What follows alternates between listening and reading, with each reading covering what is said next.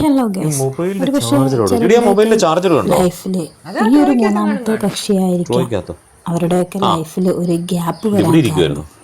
കണ്ടു നോക്കൂ ആരാണെന്നുള്ളത്. നീ റെഡിയായോ പോകാനായിട്ട്? ഞാൻ റെഡി ആയിക്കൊണ്ടിരിക്കുക. ഇത് പുതിയ ചുരിദാറാണോടി? ഇതെന്നാ വാങ്ങിച്ച്? ഇത് കഴിഞ്ഞ മാസം മേടിച്ചാ.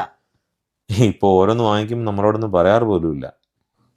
ഓരോന്നും വാങ്ങിക്കുന്ന സമയങ്ങളിൽ പറയാറുണ്ടായിരുന്നു.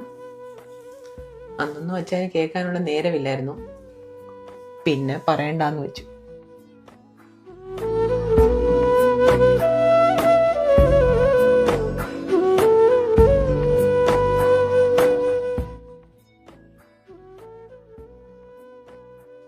നീ ഇറങ്ങുവാണോ? അതെ അച്ഛാ. ഇതന്നെ നിന്റെ മുഖത്തൊരു മാറ്റം. നിന്റെ കണ്ണാടി എന്തി? കണ്ണാടി മാറ്റി കോണ്ടാക്ട് ലെൻസ് വെക്കാൻ തുടങ്ങിയിട്ട് ഒരാഴ്ചയായല്ലോ. ഒരാഴ്ചയായോ? എന്ത് എന്നോട് പറഞ്ഞില്ലല്ലോ? ഇങ്ങനെയുള്ള മാറ്റങ്ങൾ എന്നോട് പറയുന്നതിനും തെറ്റൊന്നുമില്ല കേട്ടോ. കഴിഞ്ഞ 2 മാസമായിട്ട് ഞാൻ ചോദിക്കുന്നു കണ്ണാടി മാറ്റി കോണ്ടാക്ട് ലെൻസ് വെക്കട്ടെ എന്ന്. അപ്പോഴൊക്കെ നിങ്ങൾ തിരക്കിലായിരുന്നു. മറുപടിയില്ലാത്ത ചോദ്യങ്ങൾ ചോദിച്ചിട്ട് എന്തിനാ?